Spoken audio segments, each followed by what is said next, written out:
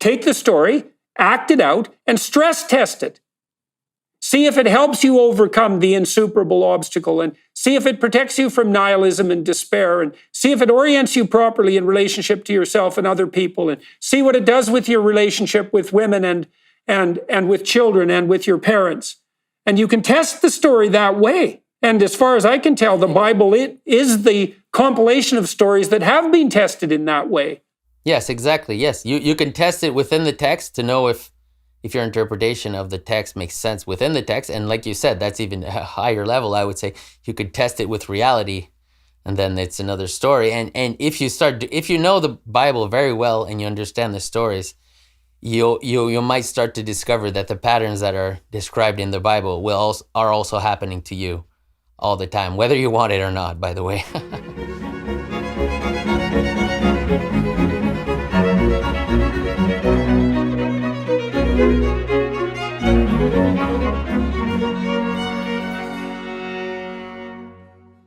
Hello, everyone.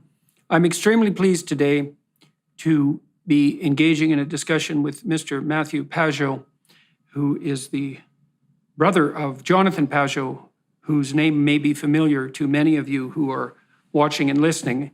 And if it's not, it probably should be. Matthew PAGEAU lives in Quebec, Canada. Matthew has been engaged in discussions about the deepest religious matters with his aforementioned brother, Jonathan PAGEAU, a fine artist, Orthodox Christian thinker, and frequent guest on my podcast, for many decades. On Matthew's side, these discussions and the accompanying thoughts resulted in the production of his 2018 book, The Language of Creation, Cosmic Symbolism in Genesis, a commentary, which we are going to walk through today. That book manages the difficult combination of extreme depth and extreme clarity. In some senses, it reads like a programming manual of mythic narrative, laying out the foundation of the language of creation employed by the authors of the biblical story that, for better or worse, undergirds the entire culture of the West and, increasingly, the rest of the world. I hosted Matthew once previously on my podcast, although as a consequence of my recent illnesses, I don't remember that at all, but I am extremely pleased to welcome him back again today. I read his book in depth in the last weeks and was struck by its utility on many fronts and the remarkable manner in which Matthew manages to render what are often otherwise impossibly complex and mysterious symbolic representations both lucid and clear in a manner that depends on a tremendous knowledge of the interrelationship between all of the different aspects of the biblical text and the interpenetration of all of its verses. And so I thought it would be extremely useful for me and hopefully for everyone who's listening, and perhaps even for Matthew, to walk through his book in some detail and then to talk about what his next set of ambitions might be. And so, welcome, Matthew. I'm very much looking forward to talking all of this through with you. Yes, thanks for having me. Thanks you for that great introduction. Oh, my pleasure, my pleasure. It was really something to read your book. It's not like any other book on religious thinking that I've encountered. I'm very familiar with work by Mircea Eliade and Carl Jung, and they're much more tilted towards the imagistic and technically religious side and become symbolic and narrative in some way that's akin to, say, Nietzsche's Thus Spake Zarathustra. They're more on the poetic side of things, but your work is oddly positioned, in the best sense, on the rational and a propositional side, even though simultaneously it manages to lay out the symbolic grammar of the entire biblical narrative and really the entire narrative. And so maybe you can start by introducing some of that. Your book has 6 parts. I'll just go through them and we'll start with part 1. Part 1 is salvaging creation from the scientific worldview. Part 2 is heaven and earth in biblical cosmology. Part 3 is heaven and earth on the human scale. Part 4, time and space in biblical cosmology. Part 5, time and space on the human scale. And then part 6, transcending the scientific worldview. And in part 1, you juxtapose the scientific worldview with the biblical worldview and make a strong case, well, I would say for the utility of both, but you make a strong case for the utility of the latter, the biblical narrative, and then attempt to outline what it's attempting to accomplish. And so maybe you could give us a bit of an intro to that. Yeah, so basically what I was attempting to do in the first part of the book is move away from a materialistic worldview towards an ancient worldview where meaning is at the center of everything. So basically, logos is the driving force of everything. Whereas in a materialistic perspective, it's about, like I explained in my book, it's just about understanding how things work, basically, how things function. And the other perspective is pretty much the opposite of that. And we've completely lost, I think, the other perspective in many ways. So it was relegated to the artistic domain. That's basically what happened. So it still is out there, but for people who are more rationally minded, it's not satisfactory. To me, it wasn't, at least. I enjoy a good painting, but my mind is not satisfied with that. I need something more precise and concrete and also usable. Yeah, well, your work is predicated on the idea that the act of cognition and perception is a consequence, and correct me if I'm wrong, of something approximating simultaneous top-down and bottom-up processing. And so the top-down processing is something like the imposition of a structure of order on the multiplicity of the world. And that order is implicate, it's intrinsic to being itself, and it manifests itself to us psychologically and existentially and phenomenologically, let's say, in the sense of meaning that imbues our perceptions and actions if we're acting in proper accordance with the hierarchy. And so for you, there's a pyramid of perception and action. The top of the pyramid is associated with heaven, symbolically and cognitively, and the bottom of the pyramid with the multiplicity of earth. And the heavenly domain is the pinnacle, but also a spirit that saturates the entire hierarchy. And it's a spirit of unity and order, and the order that is good. And it's also reflective of the implicate order. And so that would be the logos of the world. Does that seem approximately correct? Yes, exactly. The idea is kind of like in mathematics, you have some first principles, and then everything comes from the meaning that's implicit in the first principles. So, I mean, you have some axioms that seem like they don't contain a lot of information, but when you unpack them, you end up explaining a lot of phenomenon. And part of it also is it becomes your lens to view reality. So it's always incomplete in a sense, but it provides reason for things, order for things, purpose. So it's unlike science, which claims to just be about discovering the laws of nature. It also has a purpose. It imposes a purpose on reality. It doesn't just claim to explain phenomenon. There's a difference. Well, and the thing that I think is so relevant in all of that, the prime issue of relevance is the issue of what John Vervaeke, the cognitive scientist, has been calling relevance realization. We have the problem of what to focus our attention on.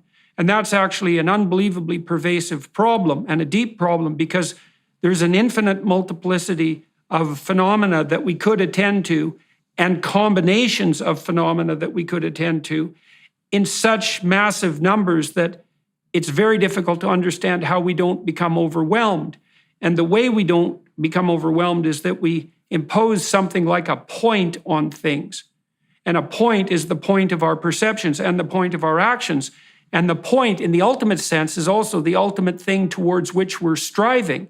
And that ultimate thing towards which we're striving is, as far as I can tell, elucidated in no small part in the biblical cosmology, because it's an attempt to lay out the characteristics of the spirit that would orient us towards the highest good as we go about our job of perceiving the complex world and acting in it. And so, I mean, part of the revolutionary element of your thinking is that even our confrontation with the material world per se, and our ability to derive the facts upon which a materialist worldview is hypothetically based, is dependent on an ethic of perceptual prioritization and action that's described in the biblical cosmology and in mythic narratives in general. And so it's a priori. It exists prior to the act of perception that even enables us to make contact with the material world. Yes, exactly. We have some spiritual principles that we're often not aware of. And then the reason we're not aware of them is because they're extremely simple. So sometimes we can't see things because they're too complex and they appear to us as darkness or clouds. But when things are too simple, we also don't see them for a different reason. It's like they're transparent. We don't even see their existence, basically. Those seem to me to be the axioms upon which our perceptions are founded, and they're implicit, right? So they're part of the structure through which we actually view the world. I'm going to read something from your book, okay? And maybe then you could comment on it. The words heaven and earth, as quoted in the verse above, which was, in the beginning God created the heaven and the earth, can no longer refer to what we now call heaven and earth from our scientific viewpoint, the third planet from the sun and its atmosphere. Instead, the archaic concept of earth refers to the lower material half of the entire universe, and the archaic concept of heaven refers to the upper spiritual half.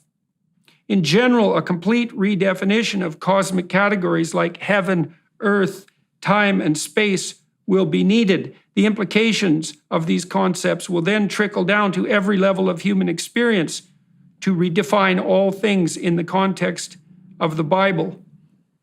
So, I think of your work as a programmer's guide to phenomenology in some sense, is that the world of experience, which is the reality that we know and the only reality we know, has a material half and it has a psychological half that's conceptual. And there has to be a union between the conceptual half, the half that exists in abstraction, and the half that exists concretely.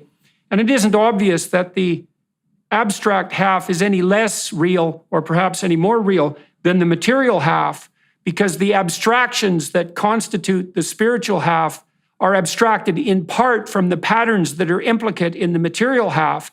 And the material half can't be encountered or made sense of or interacted with or perhaps even brought into being without the imposition of the upper spiritual half. And so the description of the cosmos in Genesis is a Taoist-like description that assumes order and chaos in some fundamental sense and the meaningful interaction between the two. And your claim is that not only is that a more comprehensive description of reality, it's also a necessary description of reality to stave off such phenomena as a kind of corrosive nihilism. Yes, I think that's a good description of it. It's actually difficult to understand the concept of heaven, I would say. I wouldn't even use the word order necessarily, although I understand why you use that word. It's hard to find an adequate word for it. And similarly, the earth, I also have trouble with the word chaos for different reasons. And I also understand, though, why you use that word, because I don't really have a better expressions to use. There's always a little bit of something missing in any word that's chosen to describe these concepts. But I'd say the best way I describe it, in my view, is the earth presents itself as a riddle. So in a sense, it's related to chaos in the sense of being unordered, but more in the sense of being meaningless. Because you can have an ordered reality that's still meaningless. You see the distinction I'm making? Something can be extremely ordered, but have no meaning to it, have no higher purpose to it, or no higher meaning to it. And similarly, something can be chaotic, and you can still see it as a meaningful experience. So, but I understand why you use the words chaos and order. I completely understand. I don't have necessarily better words. Big government continues to spend borrowed money, inflation continues to swell, dragging down our economy, and the stock market has entered bear territory. So what's your plan? Are your assets diversified? I'm Philip Patrick, precious metals specialist for the Birch Gold Group. For nearly 20 years, we've helped Americans diversify into gold, and we can help you too. Did you know you can own physical gold and silver in a tax-sheltered account? We can help you transfer an IRA or 401k tied to stocks into an IRA in gold. If you're skeptical about the trajectory of the economy in the US dollar, then text Jordan to 989898. Birch Gold Group will send you a free info kit on securing your savings with gold. With thousands of satisfied customers, 5-star reviews, and an A+ rating with the Better Business Bureau, we take precious metals seriously. Text Jordan to 989898 for your free info kit. Well, I wouldn't identify meaning with chaos or order either. It looks to me that meaning is actually the instinct that emerges to signify, in your terminology, the proper union of heaven and earth. And I do think that's how we experience it, because when we're engaged in something deeply meaningful, hopefully like this conversation, then we have a sense that everything is in its proper place and in balance, and we lose our self-consciousness and we lose our sense of time. Right? We lose our self-conscious neurotic preoccupations in the immersion in the moment. And there's something that's deeply paradisal about that. And I do believe that that's a reflection of the deepest instinct that we have. It's much deeper than mere cognition or mere semantic and propositional content. Yeah, there's what we want basically, I think, is knowledge, what I call knowledge in my book, which is we're looking for a union of meaning and fact. We're not satisfied with just meaning. We're not satisfied with just things or facts. But then when there's a perfect joining of these realms, that's what we're looking for as humans. That's what I think. Like, that's what we strive for. We strive to understand abstractly things, and then we strive to concretely express them. Like, just understanding a concept is not much. And then you have to express it in reality, in concreteness. And you even have to experience it. So I think this is something that's a little bit missing in science in general, like modern science. The concept of experiencing knowledge, for personally experiencing a principle.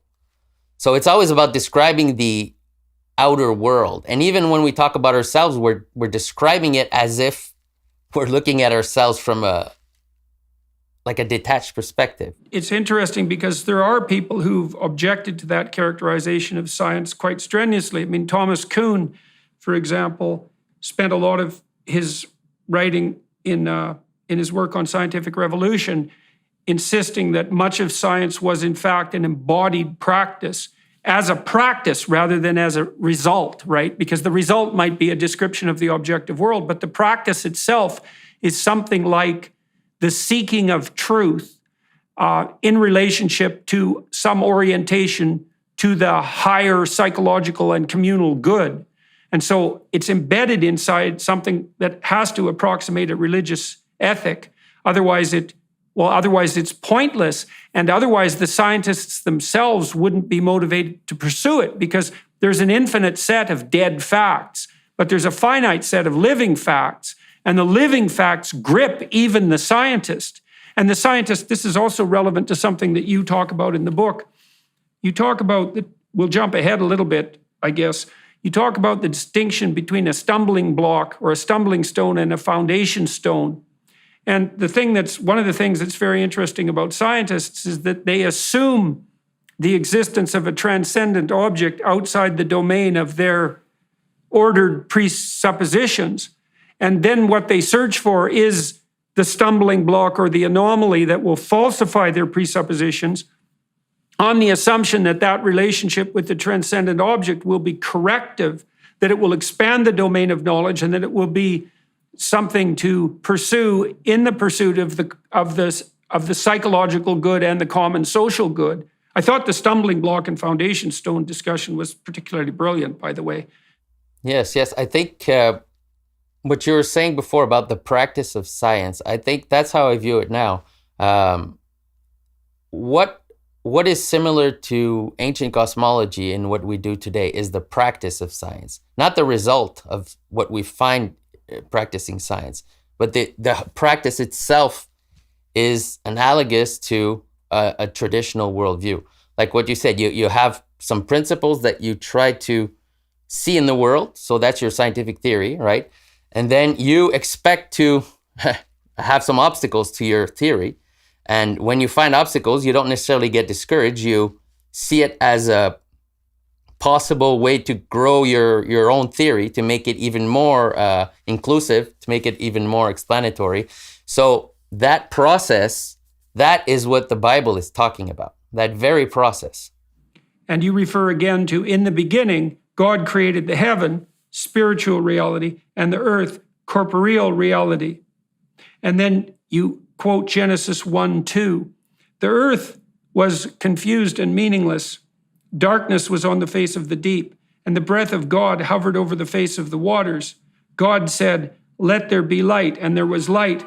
And that confused and meaningless chaos, that's the tohu vabohu, that's the dragon of chaos in some sense. And so you could imagine, and I believe that your work refers to this plenitude of multiplicitous and potentially meaningless, confusing facts, and then the attempt by the scientists to shine a light on that set of facts and to thereby bring something into illumination and the habitable order that is good. And that pattern is established right at the beginning of Genesis, in Genesis 1:2, and it's most usefully understood in that light. In that chaotic deep that God confronts, that horizon of potential, in the biblical language, is a strange amalgam of the psychological, because it's confusing and off-putting and strange and mysterious and potentially awe-inspiring, but it also has this material element which is symbolized by water or the darkness or the deep.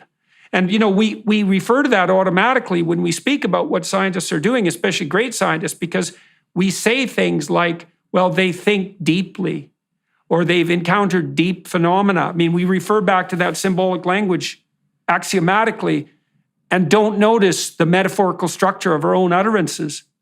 Yes, definitely. So if we just look at science as a process instead of what science comes up with as a model of the universe, then we see the same patterns as what's described in the Bible. In fact, if anyone today that has more of a scientific mind wants to understand the story of Adam and Eve, you should read it as a scientist.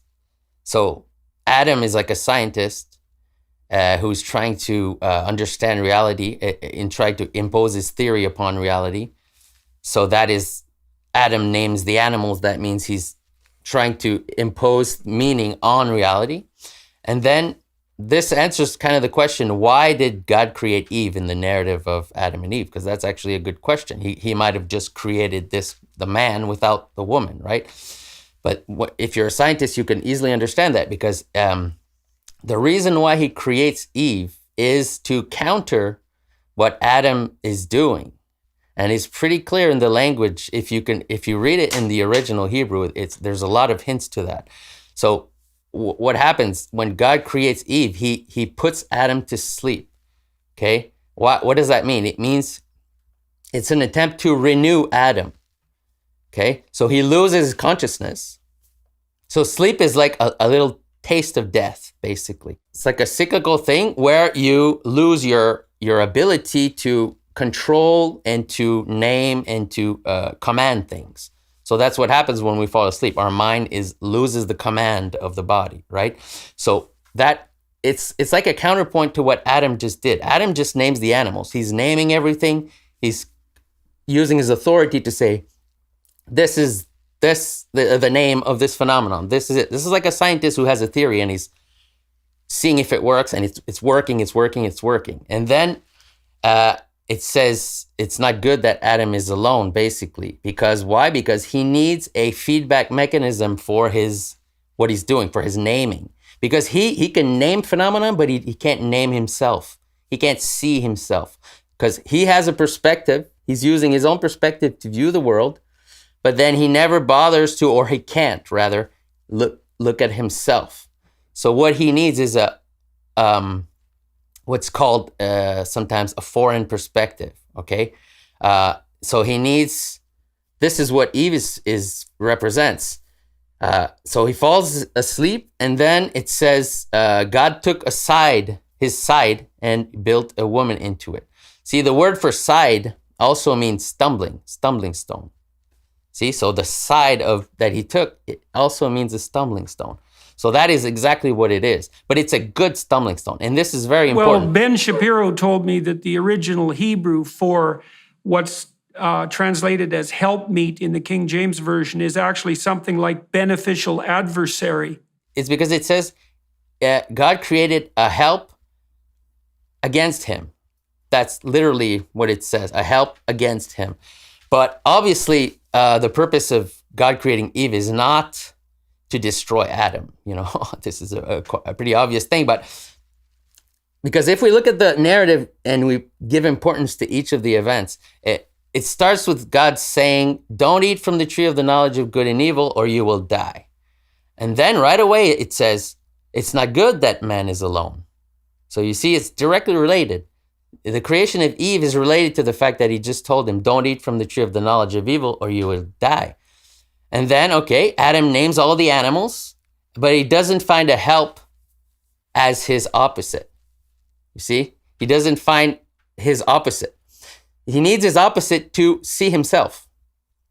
That's the idea. He needs like a mirror to look into where he sees an inverse image of himself. So the left and the right are flipped. Women really do, this would be associated with their association with the serpent in the Garden of Eden, as well as women really do provide a critical mirror for men. And that's partly because they're hypergamous. And so women judge men more harshly in many ways than men judge women. Now it's ambivalent, but there's some truth in it. So for example, on dating sites, women rate 80% of men as below average in attractiveness, whereas men rate 50% of women as below average as attractiveness in relationship to potential short-term or long-term mating. And so it's clearly the case that Eve becomes self-conscious in the story of Adam and Eve, and then makes Adam self-conscious. The scales fall from both their eyes, and now they can see their own nakedness. And their own nakedness is, in some deep sense, their own vulnerability.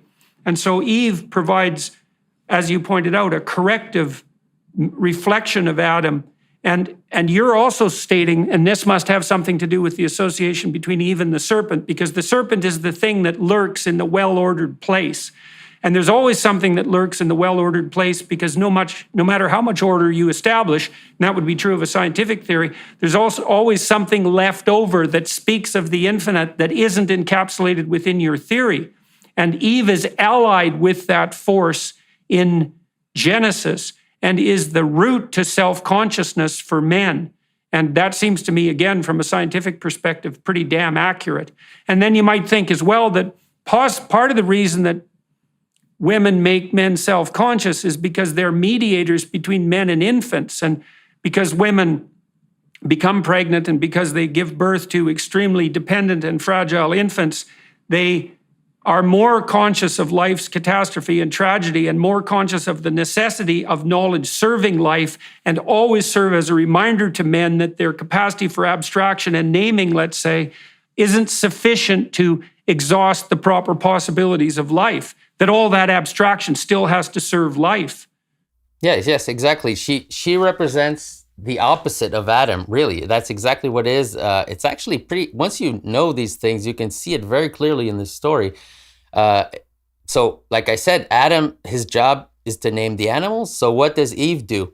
She listens to the animals. That's one way to see it. So why is she talking to the snake? this is a question nobody asks themselves, which is interesting. People sometimes say, wait, why is this snake talking in this story? Because that's obviously an anomaly. I mean, snakes don't talk, right? So why is this snake talking? But the real question they should be asking themselves is, how can Eve understand the snake? How does Eve know how to understand what the snake is saying? Because that's what Eve has. Adam, it has the ability to name the animals. So this is what you are, this is what you are. And it's a general, it's a way to symbolize the general idea of assigning meaning to things or imposing meaning upon things. And what Eve does is she does the opposite. She mediates with the earth. That means with matter that has no meaning or that has not been given meaning, and also with things that Adam has named, but that are not satisfied with the meaning that Adam has given. So we can actually think that that's what the snake is up to a little bit in the story. So it represents basically, so we can say Eve is mediating the perspective of the earth or of nature. So this story is really, really deep. I mean, it represents basically the right wing and the left wing. If you look at it at a bigger scale, at a political scale, Adam is the traditional perspective. He represents, we have tradition, we have the past, we have our insights from the past, and we order things according to that. So that's what Adam is doing. Eve really represents the left wing. She represents, I'm going to listen to nature, and if it doesn't agree with what Adam is doing, I'm going to try to mediate that. So the ecological movement represents basically what Eve is doing. It represents the feminine aspect as described in the story. So it's about, maybe the snake is not happy with the name that Adam gave the snake. You see what I'm saying? But it's just a general symbol for anything that you can impose meaning upon, can then turn around and say, complain about it. No, I disagree. I mean, every phenomena has a finite aspect that's categorizable and that can be subdued and brought into a kind of cognitive order, but it has a transcendent element that constantly escapes from that and that has to be taken into account. And the problem with imposing an order that's final on anything is that you lose the connection to the transcendent.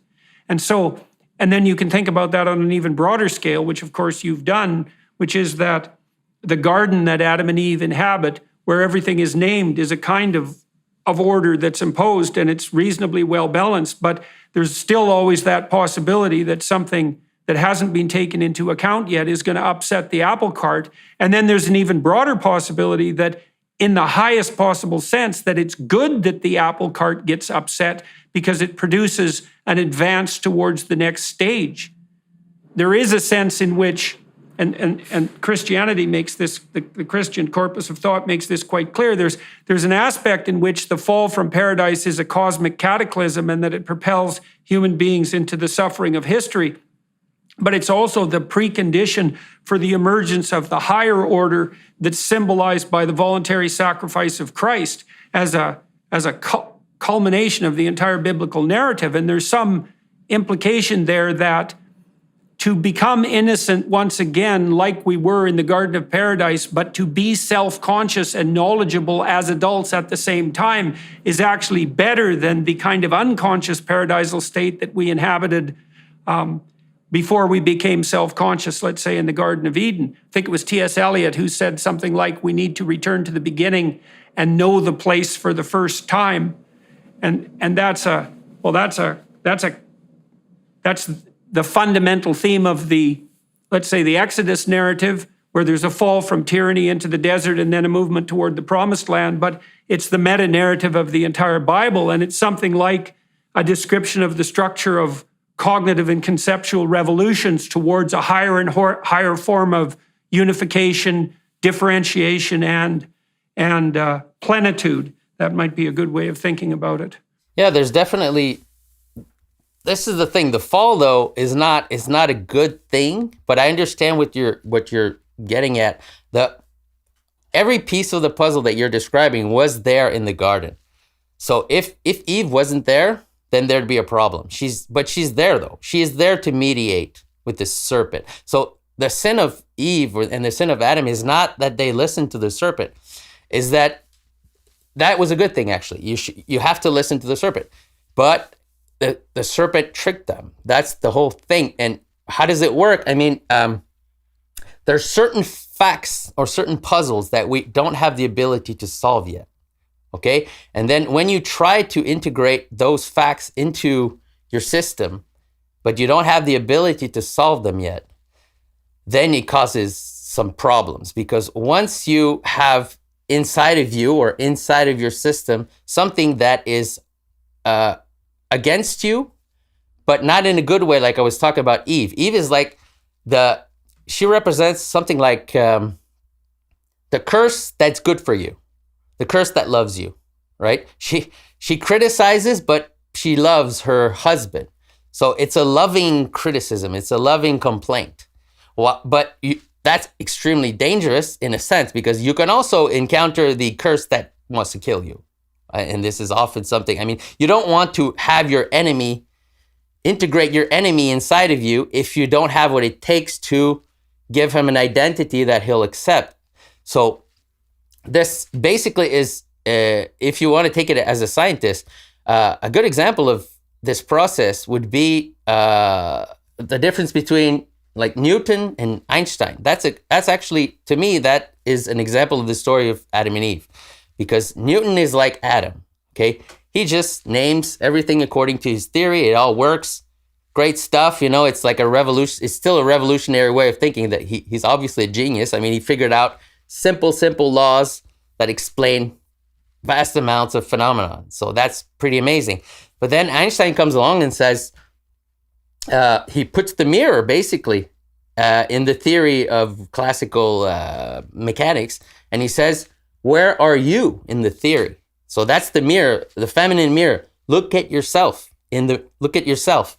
So what does Einstein do? He says, basically, all these categories that we're creating, classical mechanics, they all think they operate from a point that's outside of reality. So, but then he says, look, you're also in reality. So your concept of simultaneity is false, because you think you're not part of the things that are moving, but you are actually one of the positions that's also potentially moving. So you have to define things considering yourself as part of the reality that you're explaining, right? So what happens is all the categories that of classical mechanics that are important, such as speed, distance, simultaneity, things like that, they all get warped. They all get warped because now you're in the system. So basically, that's what Einstein does to Newtonian physics. He forces the perspective to be in the system that they're looking at. So that's like a cyclical view of yourself, right? You're looking at yourself in the mirror now, and then it transforms all the equations in a way. And this is why this is a good thing, because he was able to find an equation or a formula that included Newton's physics. It didn't totally dismantle it and say this is worthless. Right, it integrated it. Added a little something. Yes, it added a little something so that Newtonian physics is a special case of the other physics that he found. Well, that's what Jean Piaget said happened to children during their cognitive revolutions, is that, and that's why there's progress in science and conceptualization contra some of the more simplistic interpretations of people who read Thomas Kuhn, is that each successive theory accounts for everything the previous theory accounted for, plus something additional.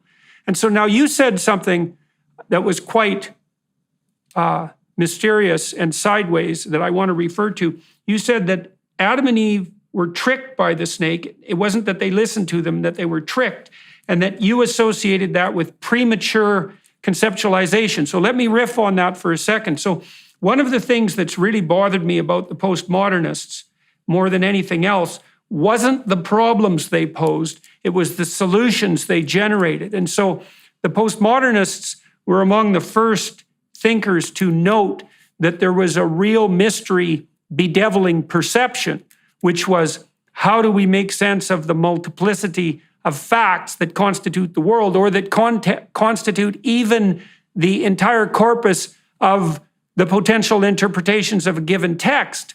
And they investigated that and thought, well, we don't know how to make canonical sense out of even a single text. And we don't know what to do about the fact that we don't know how to do that. How do we rank order the importance of texts or facts? And that was a stroke of genius, because that is a key question.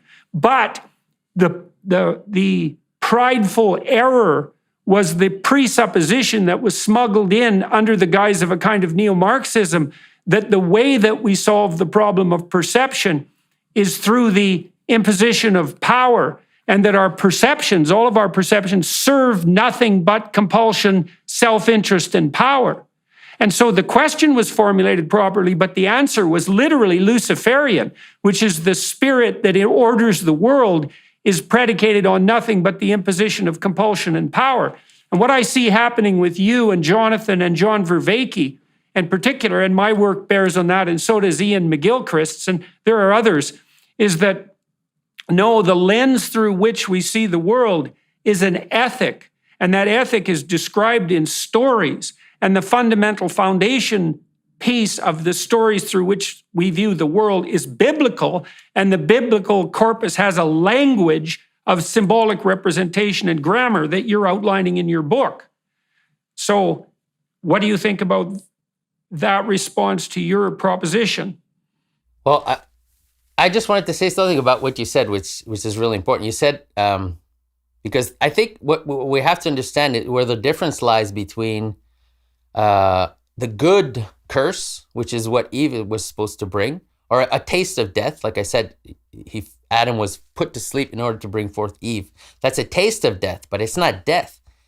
So what's the difference? Kind of like the example that I gave about Newtonian physics being transformed by Einsteinian physics is I put you to sleep a little bit. This is when Einstein is like, look at yourself in the mirror, and then it seems like your whole physics is going to crumble for a little minute there, right? It looks like you're finished. I'm going to replace completely. But then, it's a little tweak. And this in biblical language is called a woman crowning her husband. That's the name of it. It means there's a little bit of transformation that was done, but it's not a lethal transformation. It's a transformation that puts something above the head. So the head is the first principles that are used, or the perception that was used in the first place. So it creates something above that, and that opens up the theory to explaining even more, but it doesn't destroy it completely. I mean, you can look at it politically too. It doesn't have to be just like scientific examples. You can look at it politically. If the left says, for example, the left, what's basically the purpose is the same as Eve.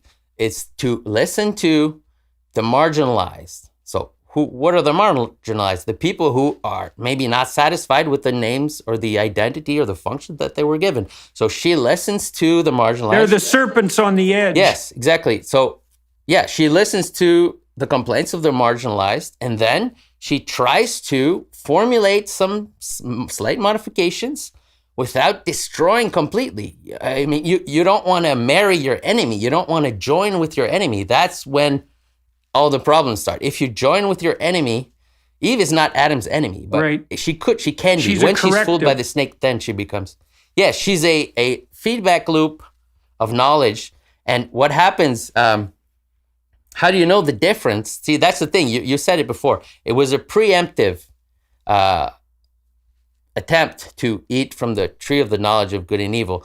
And this is actually interesting, by the way. The word that's used when Eve says, I was tricked, the word means lending on credit. So see, it's the meaning. All the meaning is there. A couple of things here. I want to quote something by Alfred North Whitehead. The purpose of thinking is to let the ideas die instead of us dying. And so this idea of a salutary minor death is extremely important, because even biologically, as we progress through time, our cells and our structures are dying optimally to maintain their vitality so we don't have to die completely. And it's definitely the case that psychologically that you can make minor correctives when you hit a stumbling block that help you reformulate your theories without having to become pharaonic and tyrannical and then have everything burn in a conflagration that you might not survive. And so there's an optimal level of correction. And I think that's also manifest in the experience of optimized meaning, because what I think meaning does signify is information flow that's optimally corrective without being pathologically destructive. And that's a very deep instinct for adaptation. And so then let me finish that by trying to clarify something you just said, which I think is of crucial importance. So do you believe that the trick that Adam and Eve fell for that was presented by the serpent was the presupposition of a comprehensive knowledge because of the taste of the fruit of the tree of good and evil, the presupposition of a comprehensive knowledge, a prideful presupposition of a comprehensive knowledge while still in a state of insufficient ignorance? Is it something like the presumption of personal omnipotence? I would say it's something like it's like I said before, what you want to avoid is joining with your enemy. It sounds like it doesn't say a lot, but it says everything. Because when you join with your enemy, once you're united to your enemy, then you fall into a paradoxical realm of cyclical cannibalism and things like that. If you read the story, most of the stories in the Bible are about that, actually. If you read the story of Samson, that's what the story of Samson is really about. It's about Samson joins with his enemy. He falls in love with his enemy, okay? He's always wants a foreign woman, but that's also his enemy. And he doesn't make the distinction between a foreign woman that loves him, and that's actually not his enemy, and just a foreign woman that hates his guts. And he like falls for the ones that hate his guts. And that's what the story of Samson is all about. So what happens, then he joins with his enemy. And once you join with your enemy, then you're in big trouble, because then when you try to attack your enemy, you're attacking yourself. So you're now in a cyclical pattern of self-destruction. And that is what the story of Samson is all about, because and at one point he figures it out near the end. He figures out the whole mystery of it is once you join with your enemy, then if you kill your enemy, you kill yourself. Okay? And other stories in the Bible are about that very problem. But then at the end, he figures it out, and he figures out and he says, okay, if that's the case, then if I kill myself, I also kill my enemy. And that's the conclusion of this story of Samson. He basically kills himself. He makes the pillars fall, and he knows very well he's going to kill himself. And the conclusion is, but he killed more of his enemies. Okay? The idea is, it's about a pattern of overreaching? Yes, it's overreaching. Well, this is what I was saying before. When it says that the snake tricked Eve, the word it's used is lend on credit. The reason is because when you buy something on credit, it means that you obtain something that you can't cover. Okay. So let me ask you about that then. So then, what that made me think was that, well, there's the tree with the fruit of the knowledge of good and evil hanging from it, and there are elements of that we can ingest safely.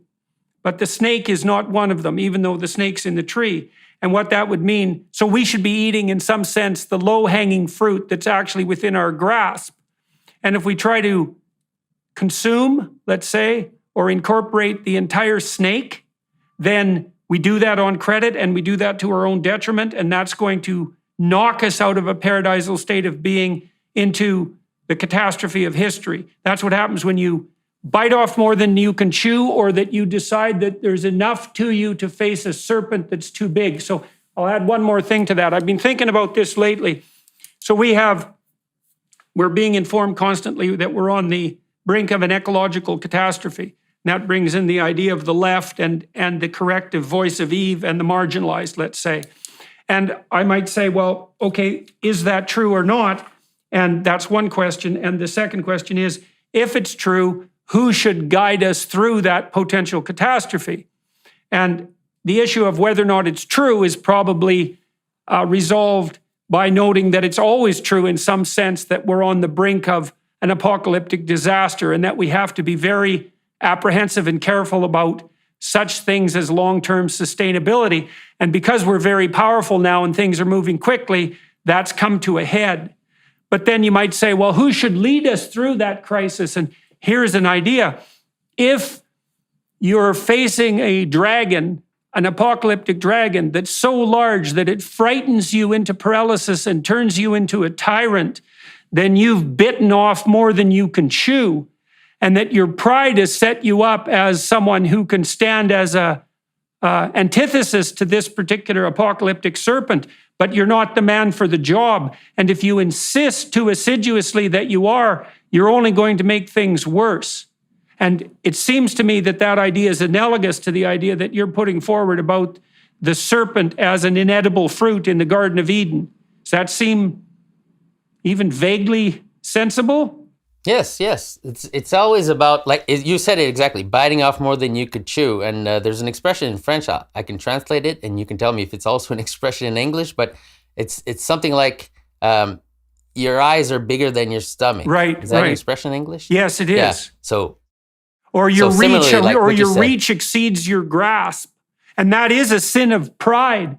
So you think. It seems to me that and this is a great mystery as far as I'm concerned, because it's not obvious exactly what the error is in the garden. But you think, at least in part, it's an error of overreach and pride.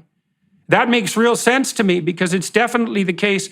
You know, if we have to encounter the world in a spirit of gratitude and ignorance in order to learn, then the thing, and to learn optimally, which would put us in that meaningful domain, then the fundamental spirit that opposes that is something like the spirit of totalitarian certainty about the fact that we've incorporated the entire serpent. And that's what totalitarians constantly presume, is that we've got it right and our theory is complete and there's no exceptions to be allowed. And if you say anything contrary to that, there's going to be hell to pay. You're heretical and you need to be damned and alienated and removed. And maybe that's an echo of that same sin in some real sense, rather than the humility that would enable you to encounter to ingest the proper sized fruit and to contend with the proper sized snake. Yeah. There's two types of sin, let's say, that are really basic, and you can see in this this story or this whole cosmology. One of them is the sin of Adam would be something like not listening at all to nature. Just, I'm going to impose meaning. And whatever doesn't fit can go to hell or something like that. It doesn't matter. So that's one kind of sin. But then there's another kind of sin, which I think we're actually seeing a lot of nowadays. It's Eve. The job of Eve is to provide riddles for Adam. I'm giving you some riddles, right, that you need to solve now. And the purpose of these riddles is to refresh a science. If we're talking about science again, refresh a theory. Show that it's not complete, but in a way that usually doesn't totally destroy it. But you can also do something else. The sin of Eve would be something like, I'm going to give Adam a riddle that can't be solved and see what he does with that. So a problem that can never be solved. Here you go, Adam, solve that. And that's how Eve becomes a tyrant. That's how Eve can totally dominate Adam by making him go through a labyrinth that doesn't have an exit.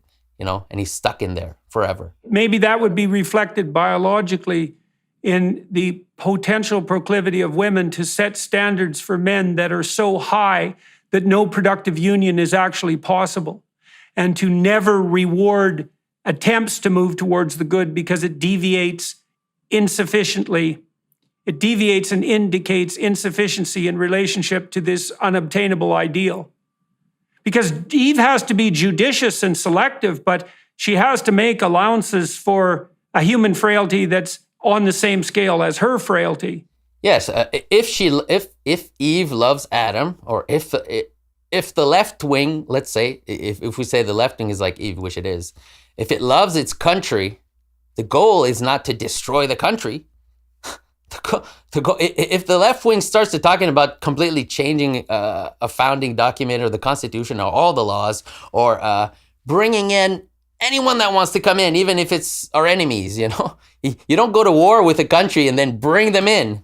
That's a recipe for disaster. It's an obvious recipe for disaster, and anyone who engages in that, I think, is being tyrannical and has a purpose that's nefarious, and they want to destroy the country, or they want to destroy whatever organization. I mean, you create, anything you create is limited in a sense.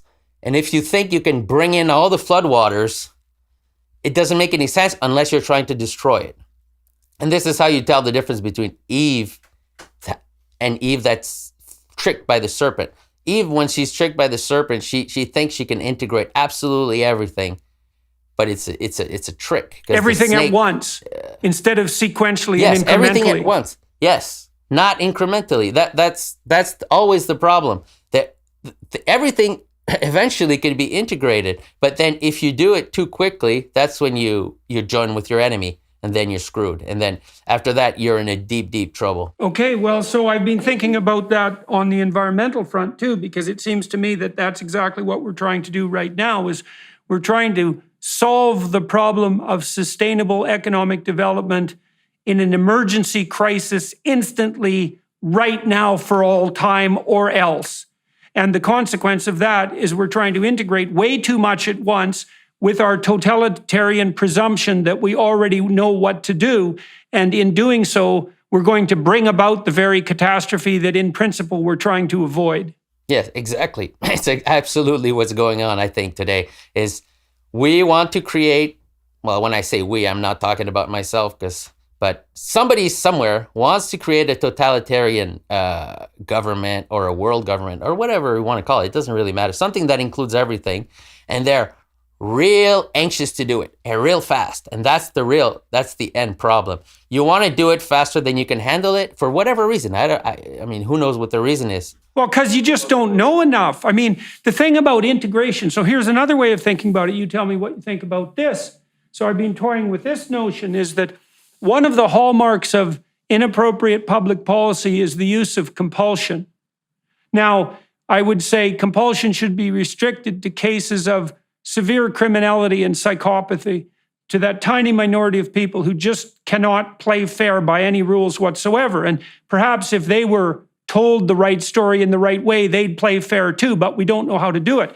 But under normative conditions, if you have to use compulsion to impose your vision of paradise, then it's not an adequate vision of paradise. It isn't motivating and it isn't integrated. And so when our politicians are doing things like driving up the cost of energy so that people who are poor will suffer, so that their vision of utopia can be brought in hastily, it seems to me that they're committing this same cardinal error.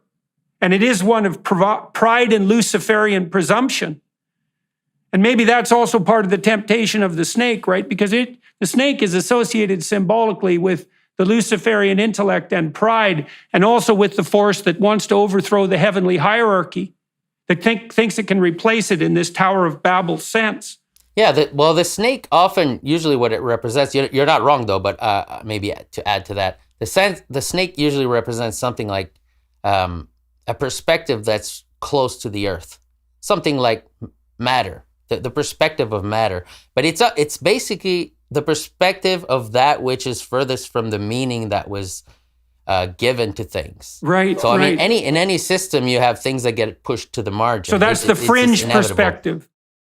Yeah, and you can view it at different levels. I mean, the ecological movements are that because they represent nature. They claim to represent. It doesn't matter if they really are or aren't. That's what they embody. They embody a mediation between nature and civilization.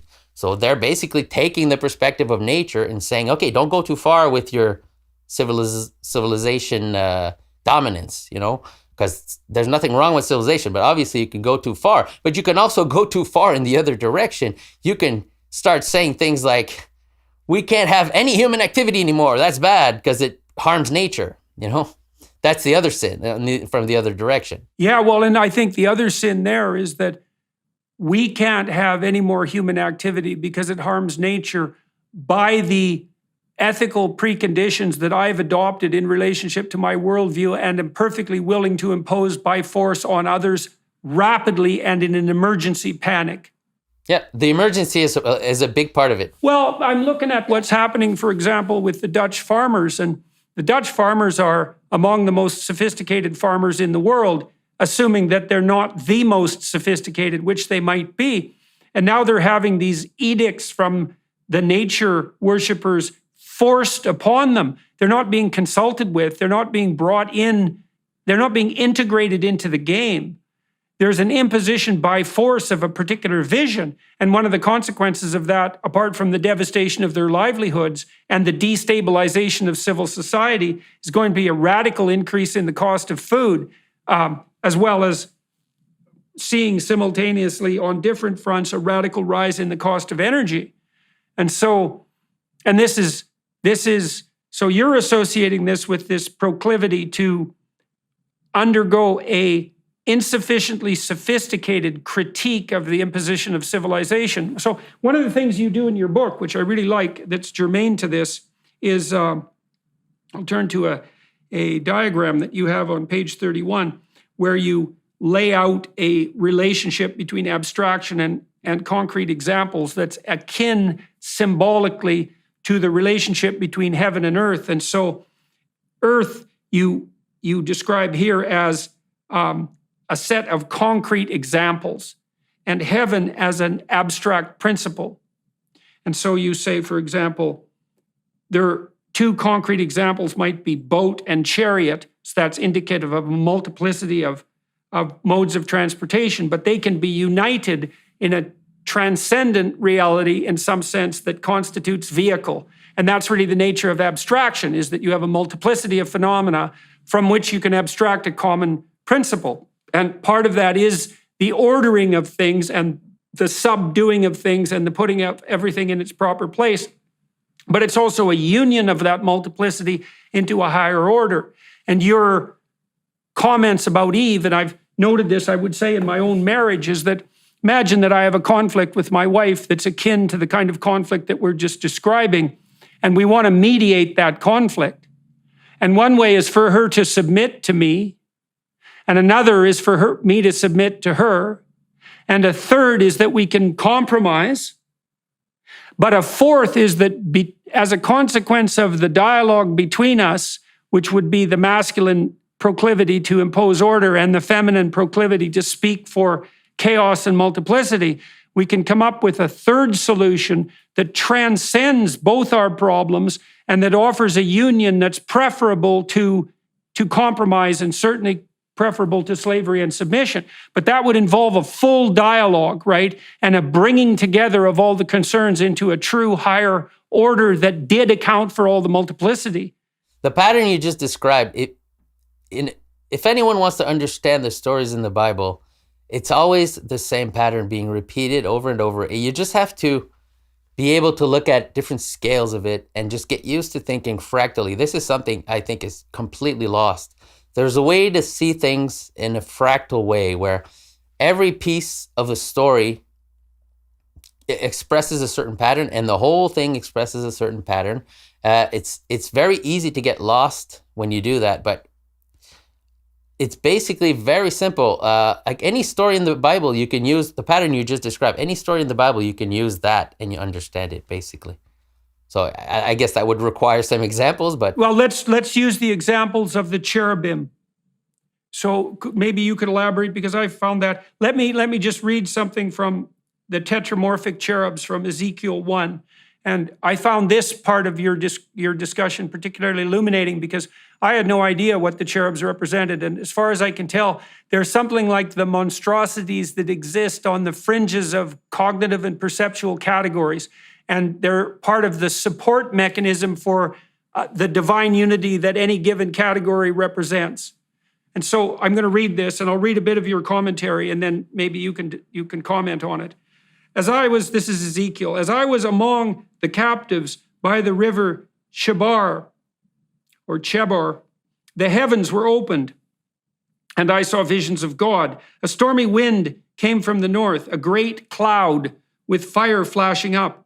From its center came the image of 4 living beings that looked like the image of a human. Each cherubim had 4 faces, a human, a lion on the right, a bull on the left, and an eagle. Over the heads of the living beings was the image of an expanse, and it was on the throne, and on it was the image of a throne, and on the image of the throne was an image that looked like a human. Ezekiel's vision is the perfect example of a narrative that seems cryptic from the wrong perspective. Conversely, in proper context, cosmic categories like thrones, cherubs, and wheels are just as fundamental as space, energy, and time are to materialism. The tetramorphic cherub described in this vision is an obvious example of the symbolic template that we just described. At the top of the structure, the eagle flying in the air and above everything and capable of great vision, by the way, the eagle represents a spiritual or heavenly principle, which is too abstract to be grasped without tangible expressions. At the lower end, the lion-bull duality represents the corporeal or earthly basis that provides concrete support for that principle. At the center, the human is the knower that unites spiritual and corporeal realities. Even though these living beings might seem random at first glance, they perfectly describe the inner structures of this cosmology. As a prophet, Ezekiel was using this symbolic language to describe the very process of obtaining divine knowledge. There's a tendency when we want to interpret symbolism to focus on the weird stuff, right? Because when you see something in a story, it seems weird, it seems unusual.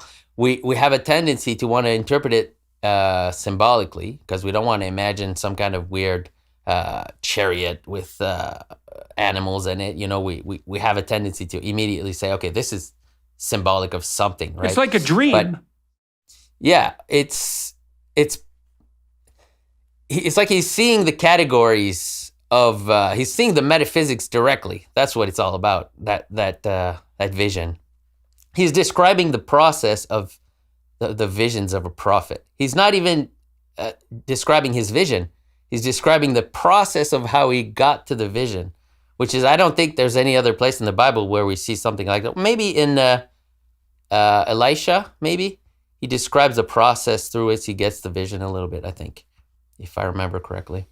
But it's entirely different to describe a vision and to describe the process that brought you to the vision. And the chariot he's describing the very process of a prophet. So we got like a special glimpse into his world there, which is, I think, is a very interesting thing. Right. So we get a case there with this vision that the visionary is apprehending the structure of the structure through which structure is viewed. Yes, exactly. That's a vision of the heavenly structure in some real sense.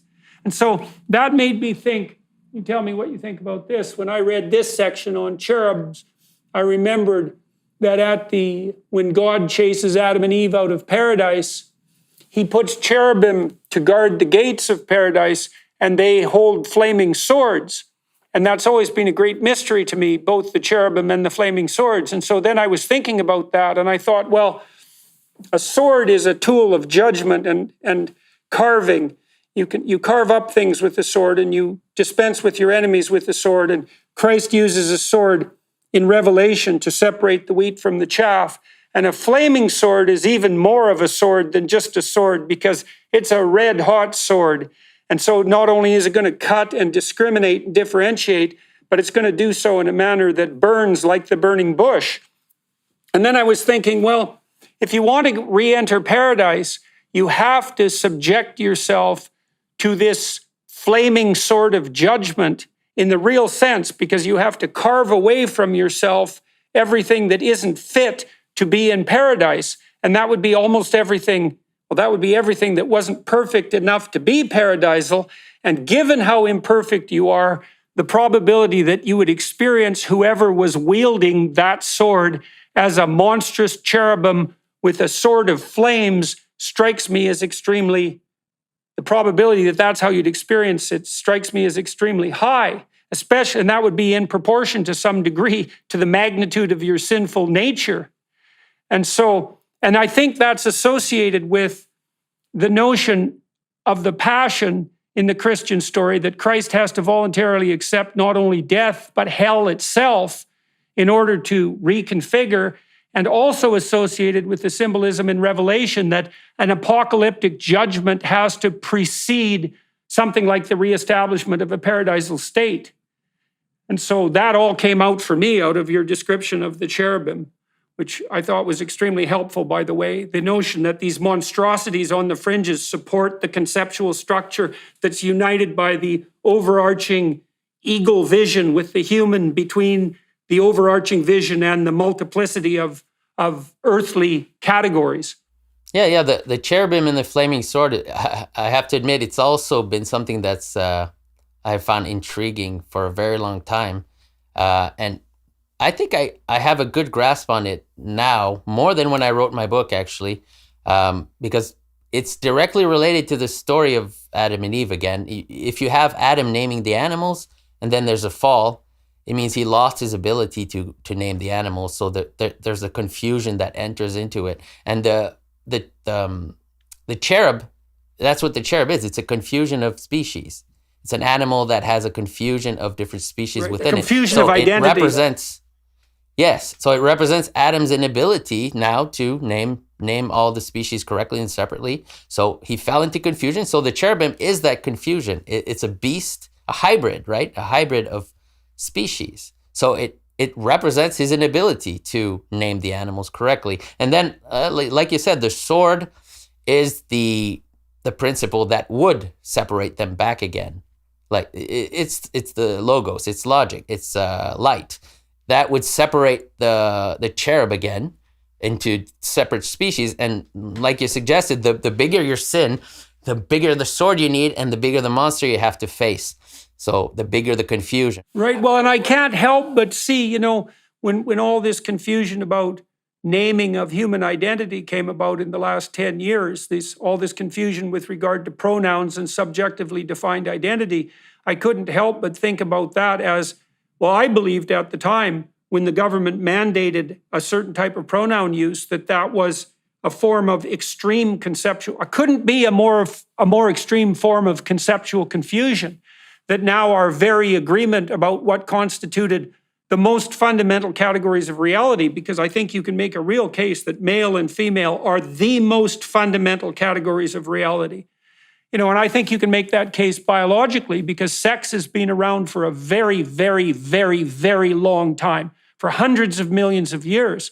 And the proper perception of sexual dichotomy is absolutely crucial to survival itself and reproduction, obviously, and mating, but also a precondition for the stability of society as such.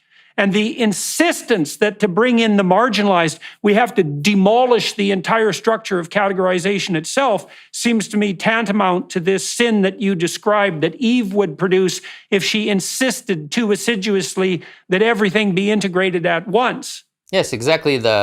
What you're talking about, the idea that I give you my pronouns, it's just an example of what I was saying before, that Eve mediates with nature, and then if Adam names something, it's possible that there's a reaction and there's a complaint. Like, no, you don't name me, I name myself, basically. That's what it represents. It represents the same thing as I was describing earlier. So anything that's named can decide at one point to, answer back and say, no, you don't tell me what I am. You don't tell me what my name is. I'm the one who decides my name. And by the way, the flaming sword in the text, it's the flaming sword that turns on itself. So that's also part of it. It's very interesting. If you translate it literally, that's what it says. A flaming sword that turns on itself. Right. So that's interesting, because I would say to some degree, the harshest judgments that we are made subject to do come from within, and that a lot of totalitarian presumption is the attempt to escape the flaming sword of personal conscience by insisting that the current theory of categorization is sufficient and all that there should be. And that dichotomy between fundamentalism and doubt, I think, is an expression of that conflict. So you think that sword that turns on itself, is that part of an interior psychological process? It represents sort of, yes, it's all part of a psychological process for sure. Everything in the Bible has an inner meaning, but the sword that turns on itself is like what I was saying before. The role of Eve is to show a mirror to Adam, and then he sees himself. Okay, but when there's a conflict between the two, when they're enemies, this is when everything's working out, right? And they love each other. But when there's a conflict, then Eve shows the mirror, and it can't be solved. And then he turns, the sword is the logos trying to answer, and he can't solve the puzzle. So he turns on himself. Is that the same as the figure of the Medusa, do you think? the snake-headed woman that paralyzes the man so completely that he turns to stone? Is that a mythological reflection of the same imposition of an insolvable problem? I've never thought about it, but it seems like it's very similar. Yes, it's like an intractable problem that if you look at it, you're finished. Right. It paralyzes you. Well, the thing is, that fear in the face of a formidable opponent, which would be the inability, let's say, to reach a mediating arrangement with nature and the feminine, that's the ultimate opponent in some sense when it turns against you. That paralyzes you, and paralysis is that freezing in place that's characteristic of a prey animal, and that's represented symbolically as turning to stone in the face of the snake-headed woman. Yeah, I'd have to think. To be honest, I'd have to think about it for a while, probably, to figure out what that image means. But I think it at first glance it looks like something very similar to it's like a problem that can't be solved, and then like I was saying before, if you enter a labyrinth that there's no way out, in a way you're paralyzed because you're stuck in the labyrinth. You're never going to go out. So it's a form of paralysis. What you do as a clinical psychologist, especially as a behaviorist, is very much relevant to this discussion, because you might say, well, you need to set someone a problem and a task in order to encourage them to develop. And so then the question becomes, well, what size task should you set them? And there's two extremes to the answer to that question. And one is a task so easy that the person can do it without effort. And the other is a task so difficult that no matter how much they try, they'll never manage it. And what you do to avoid both those errors is you establish a personal relationship with the person that you're trying to help transform. And then you experiment with a range of stumbling blocks until you find one that they're willing to take on, that requires some transformation, that they will in fact implement, and that carries with it a reasonable probability of success. And then you think, well, that is what you should do in your relationship with your wife and your husband, right? You want to set them a challenge that moves you both to a better place, but that's not so burdensome that it's impossible for them to fulfill. And it's absolutely and 100% what you do when you're trying to encourage children to develop, because you put them in the zone of proximal development, which is a term derived from Vygotsky, that signifies the existence of the place where the challenge is optimal to produce cognitive transformation without paralysis and tyranny. And that's all dependent on relationship, right? You have to know the person. That's partly, I think, why hospitality is emphasized so much in the Old Testament, is that in order to set the optimal challenge, you have to set up a social interaction that's based on generosity and love to come to understand the person, so that you can set the tasks between you mutually so they're optimal and not paralyzing and tyrannical. Yes, exactly. Yes. It's all about finding a foreign or an outer perspective that loves you. That's like basically the secret of almost all the stories in the Bible are about that. And the culmination of that in the Bible, there's like a thread of narratives, which is all about King David, because that's what King David represents in the Bible. He represents the foreign perspective that was brought in slowly and carefully through generations, and then became the power of renewal. So the first king of Israel is Saul, right? And he makes a lot of mistakes, and he basically is unfit. And then so a renewer has to be brought in, and that's David. And David represents exactly something like what you said. He's the adversary that loves you. And David never kills Saul, even though he has many chances to do it. He doesn't kill him because he sees himself as united with Saul. They're both the king at the same time. So it's like he understands the mystery that I was describing earlier. You don't want to be joined with your enemy and then kill your enemy, because you're killing yourself. So the whole story of David is about all the problems we've been discussing since the beginning. Basically, David is a foreigner that was brought in correctly, slowly through time, and David loves his people but he's a foreigner. David comes from a foreign line, and then he becomes king. Well, when the king has become tyrannical, so when your own order has become tyrannical, you have to bring in something foreign that's outside in order to counterbalance the tyranny. You know, you see the same pattern reflected in Egyptian cosmology, because in Egyptian cosmology, you have Osiris, and Osiris is basically Saul. He's the old state, and Osiris is old and anachronistic and willfully blind. And he has an evil brother, Seth, whose name becomes Satan through the Coptics, the Egyptian Coptics. And Seth waits for an opportunity to overthrow Osiris, and he becomes the ruler of the state. And he chops Osiris into pieces. So he breaks up the order completely and destroys it, and now rules as a malevolent power. Now, when Osiris falls apart, Isis, who's queen of the underworld, comes up again, emerges out of the underworld. And so that would be the material realm in some sense in your cosmology. And she finds Osiris's phallus, and she makes herself pregnant with it. And then she gives birth to Horus. And Horus is the eagle and the falcon and the eye of attention. And he grows up outside the kingdom, alienated from it. And then he goes back to retake his kingdom. But he dispenses with Seth in a battle so cataclysmic that one of his eyes is torn out, because that's how damaging that encounter with that malevolent spirit can be. He gets his eye back and he banishes Seth, but then he goes to instead of ruling, now as victor, he goes to the underworld and he finds the ghost of Osiris, who's sort of fragmented and in pieces and 3/4 dead, and he gives him the eye, and then they unite. And it's their union that constitutes the model for the pharaoh in Egyptian political theology. So the idea is that you don't overthrow the state, you separate the chaff from the wheat, and you conserve the state. And you do that by giving the dead state living vision. And the proper ruler is the combination of the living vision and tradition that can keep the archetypal enemy of the state at bay.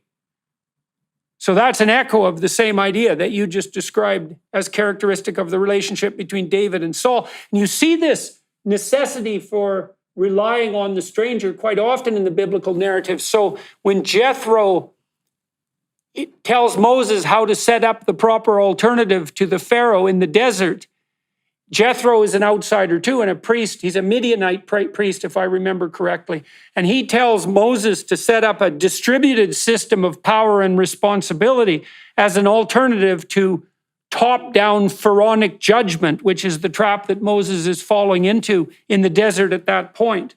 So this introduction of the foreign element, the proper leavening of the tradition by the introduction of the foreign element, or the foreign woman, for example, or the foreign agent who acts morally despite their foreignness. That's a recurring motif in the Bible, and another reason for radical hospitality. Yeah, yes, it's almost the universal motif of the Bible. Almost every story, if you understand this pattern of the need to find a foreign perspective in order to renew yourself, you can understand a whole lot of stories just with that basic understanding. But I mean, there's always a language that has to be understood, because things aren't said in such a direct way, you know. So you have to understand certain patterns that are, like, for example, the pattern of women drawing water from a well. That's one way to represent the woman's role of mediator with the earth. So she goes and takes water from below the earth and she brings it up. And the purpose of the water is to refresh and renew a system that needs it, right? Yeah, a system that's become too desert-like in its sterile presuppositions. Yes, and doesn't have a feedback mechanism for its errors. As I mean, if you have something that's too rigid and error inserts itself into it, and you don't have a feedback mechanism or a way to cleanse it, like to wash your feet. This is how it's described in the Bible. If you can't wash your feet, then you'll end up with gangrene or something. You know what I mean? You'll end up with a serious problem. But so there's the woman that draws water from below the earth and brings it and waters it's about renewal and refreshment of something. But so I'm just using this as an example, but it's the idea that almost every story in the Bible is describing some very basic patterns, and then you just have to learn the language that's used to describe it, because it doesn't speak in a mathematical way. It doesn't speak with categories, it speaks with stories. But the stories are actually a lot more precise than people might imagine. It's not vague. They're also precise, and you point this out very well in your work, and your brother does this extraordinarily well too. They're precise, their precision is amplified and bolstered by this fractal quality that you described, is that because people like Sam Harris, for example, this is not a criticism of Sam, are prone to say, you're just imposing an interpretation on the story, and how do you know that your interpretation is correct? There's actually a technical answer to that, which in psychology is known as a multi-method, multi-trait construct validation process. And the idea is that if you want to see if something's actually there, you have to view it from a number of perspectives, as many perspectives as you can manage, and then you have to see if each perspective provides the same view. And so one of the things that you do that's so remarkable in your book, which I think gives it an extreme level of validity and reliability, is that you say, well, here's a pattern I inferred from Genesis 1. And then look, this pattern replicates itself 300 times. And how in the world? So either you've done a remarkable work of imagination, imposing an order that isn't there, and you've managed to pull out 300 exemplars showing the existence of that pattern, or you've actually found something that's implicate in the text itself. And I was certainly convinced by your book that you had done the latter and not the former. And I would also say that it wasn't merely a consequence of reading your book, because your book doesn't exist in a vacuum. And the symbolic language that you lay out so clearly and with a tremendous dearth of references, which is quite interesting, is very much akin to the same pattern that emerges out of the writings of people like Mircea Eliade and Erich Neumann and Carl Jung and the great investigators of myth who have made propositions, put forward propositions that are very similar. And so Camille Paglia told me once, I thought this was extremely interesting, I'm a great admirer of Erich Neumann, who wrote a book called The Great Mother and another called The Origins and History of Consciousness. And he provides a very acute and deep summary of Carl Jung's thought. He was a student of Jung's, and Jung wrote an introduction to The Origins and History of Consciousness and said it was the book he wished he was able to write, which is pretty damn high praise. And Neumann's work is analogous to your work in its symbolic language. And Paglia said that had the postmodernists turned to Erich Neumann instead of Michel Foucault and Jacques Derrida and the French continental philosophical neo-Marxist crowd, that the entire history of intellectual endeavor in the humanities in the last 60 years would have been written very differently. And I think that's absolutely true. I had come to the same conclusion independently of her, and we're quite different as thinkers. And so it was quite striking for me to hear her say that, especially about a work that's as relatively obscure as The Origins and History of Consciousness, which is a great book. It's a truly great book. And I definitely see your work in the same tradition. Yeah, I think one of the maybe main differences with what I'm doing, maybe I come to similar results, but one thing I didn't want to do was to do like a work of comparative religion. I tried to avoid that. Not that I find anything wrong with that, but I tried to write something that only was based on the imagery of the Bible. Like, I didn't want to get into comparative religion. I just didn't want to do it. There's already work like that exists. So, well, you did your comparisons within the biblical stories. So you took a comparative approach, but it was a within text comparative approach, which I thought was very powerful and very compelling. And one of the things I should tell everyone who's watching and listening is that Matthew's book is very, very straightforward.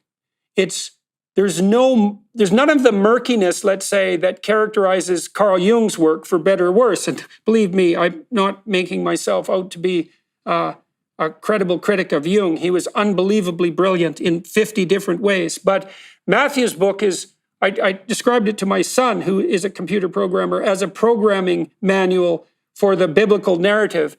And you mentioned before we started talking today that that is in part your background, that you do think like a programmer. And so maybe you could explain that a little bit. Well, for sure, my thought processes were definitely influenced by mathematics and computer science.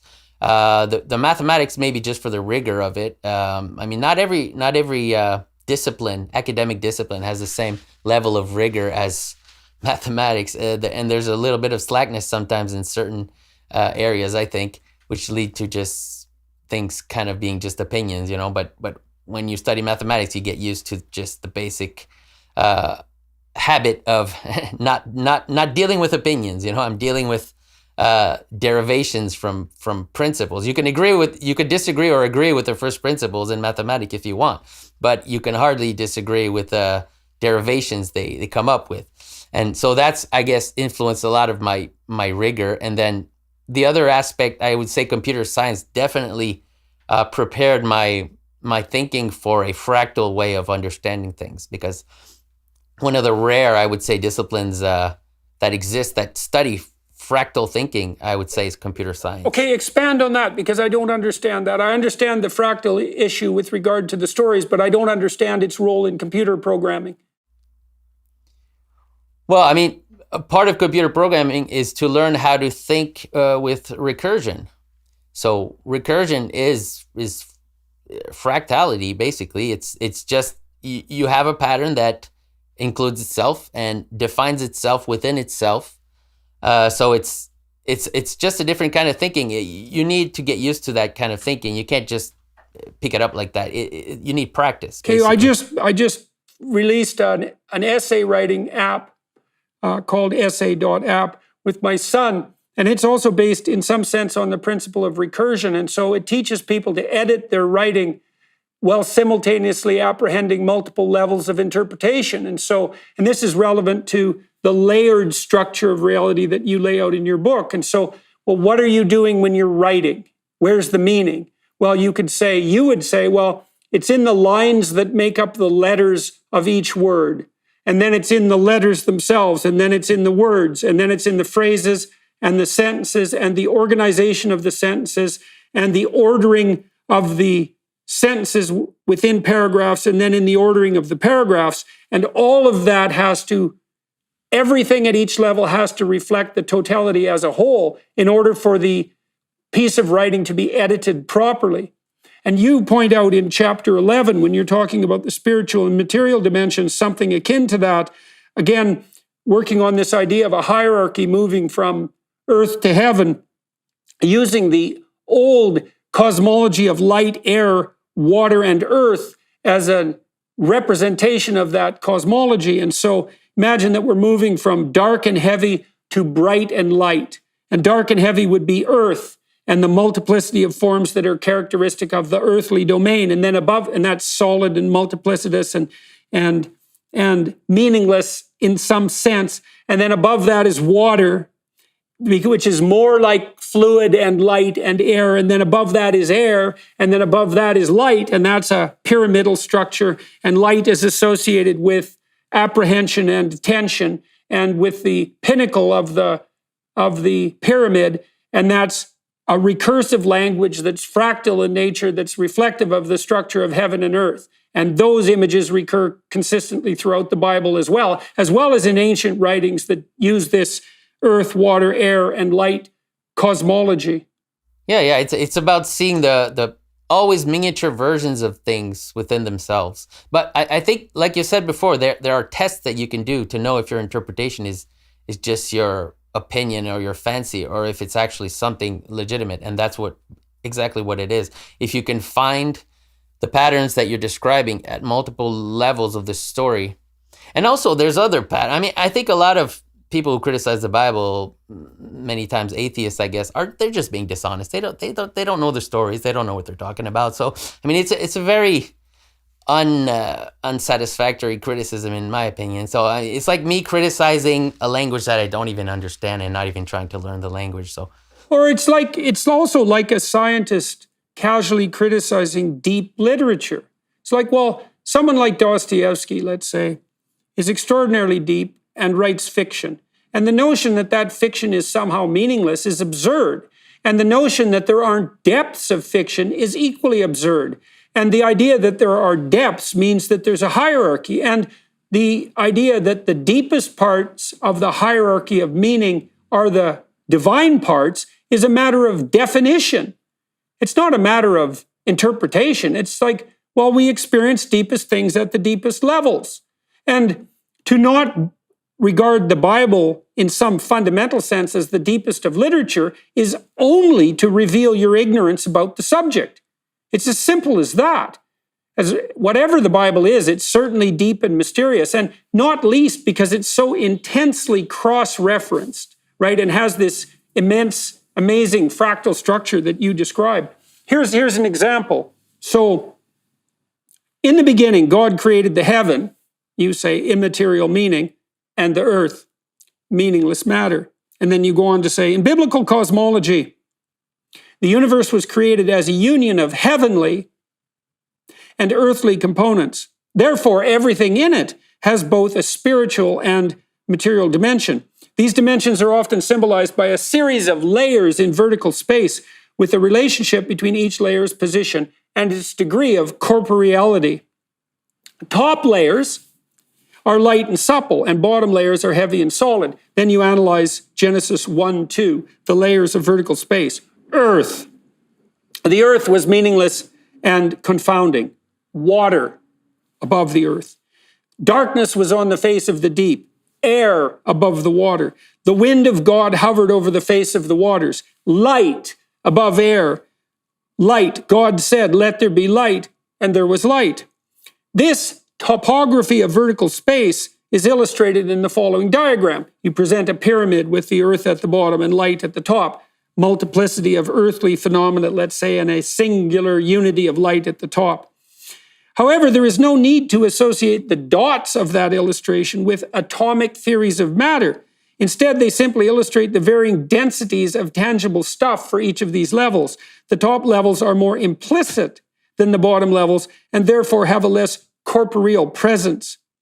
In addition to their degree of corporeality, these layers are also defined by their degree of brightness. So earth is dark and heavy, and light is obviously bright and light. Together, these two dimensions provide a complete picture of vertical space in ancient cosmology. The material dimension goes from heavy to light, while the spiritual dimension goes from bright to dark, or from clear to obscure. There is also an inverse relationship between these characteristics. Highly corporeal things will naturally be low in brightness, and vice versa. To fully understand this inverse relationship, it is important to realize that matter was inherently connected to darkness in ancient cosmologies. In practice, this is the phenomenological aspect, this is due to the fact that matter causes obscurity, depending on its degree of opacity. In other words, earthly substances block the light completely, while more fluid substances, like water and air, have greater degrees of transparency. Hence, there is an inverse relationship between the degree of corporeality of a substance and its degree of clearness. Substances high in corporeality are obscure due to their complexity, while substances that are low in corporeality are clear due to their simplicity. And we'll close with this. This pyramidal structure is a fundamental pattern of interpretation in the Bible. It attaches a spiritual quality to objects and events based on their position in vertical space. In this context, something may be depicted as too high when it is too simple to understand, and too low when it is too complex. True knowledge is usually depicted as central, in the sense that it is complex enough to be tangible and simple enough to be meaningful. It's brilliant. Very short chapter, chapter 11. We read most of it. A marvel of, what would you call that, centrality of meaningful clarity. And so, hooray for that. You do the same thing in the next chapter, in some sense, with Nebuchadnezzar's dream. Yes, exactly. As I was listening to you read that, I was saying to myself, oh, that's why I use diagrams in my book. Because when it's just a description like that, it sounds very complicated. And when you just look at the picture, it's like, okay, yeah. So as they say, a picture is worth 1,000 words, right? I found an analogy between your use of diagrams in this book and my use of diagrams in my first book, Maps of Meaning. While I was working out the ideas in that book, which are analogous in many ways to the ideas that you're presenting, we're definitely what sniffing down the same trail, let's say. I found that in order to understand what I was doing, I had to make the diagrams. And then I decided to include them. There's some 70 diagrams. You have many more diagrams. They're more differentiated than my diagrams by quite a margin. I'm going to read Nebuchadnezzar's dream from Daniel 2:31 because I think it's a great example of this isomorphism of pattern, and in such a surprising sense, right? Because in the previous chapter, we have the image of the cosmos that God creates laid out in 4 lines and the relationship between the different levels. And then we see the same thing reflected in a dream using entirely different imagery, but the pattern is the same. So this is from Daniel 2:31 to 2:33. This image, which was large and whose brightness was surpassing, stood before you. Its head was fine gold. So that's the sun and the ethereal and eternal realm, because gold is incorruptible and eternal and shines like the sun. Its head was fine gold. Its chest and arms were silver, moving down the hierarchy. Its belly and thighs were brass. Its legs were iron, and its feet were iron and clay. So it gets heavier and more material as you get closer and closer to the earth. And it gets, in some sense, more vulnerable, too, as you move down it's more vulnerable in some sense as you move down the hierarchy. That's why we use the expression feet of clay. Yes, it gets harder but more corruptible. Yeah. Yes, the top of the statue is a head of gold, which is the brightest and rarest of metals.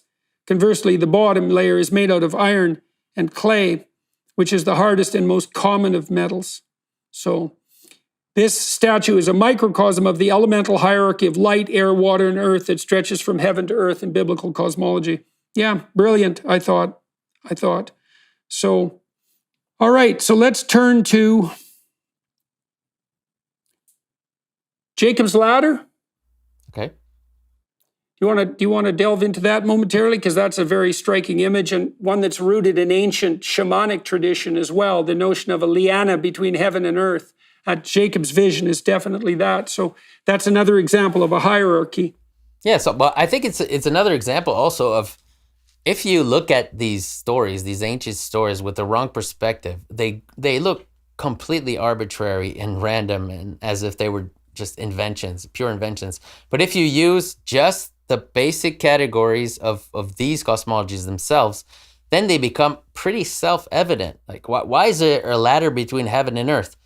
I mean, if you're thinking materially, why is there a ladder between heaven and earth? It doesn't make any sense. But if you think in terms of an ancient cosmology where everything is based on the idea of heaven joining earth, then obviously there's a ladder between heaven and earth. And a relationship between the abstract and the concrete, and a relationship between the infinite and the finite, and the relationship between the psychological and the material.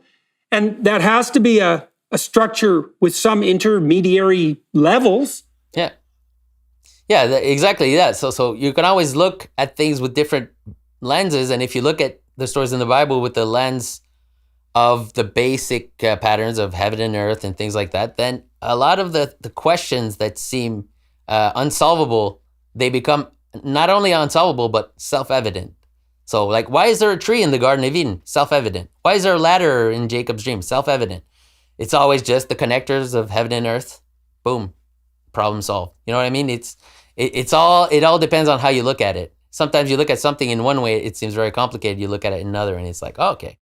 Right. Well, and you described earlier, and I think this is worth revisiting. I mean, we're going to revisit the Sam Harris or even the postmodern critique. And so, because it's quite interesting that Sam and the postmodernists do the same thing, which is, how do you know you're not just imposing your arbitrary interpretation on a set of stories? And then how do you know that your arbitrary interpretation just doesn't serve your need and motive for the expression of power? And those are good questions. But you can't rush right to the answer that all interpretation is nothing but the self-serving imposition of power, and it's all arbitrary except at the behest of your whim. Jesus, that's definitely throwing out the baby with the bathwater, and it's a very simplistic interpretation. You could say the same about science too. I mean, anyone who claims to have a theory about reality, you could say, how do you know it's not just in your head?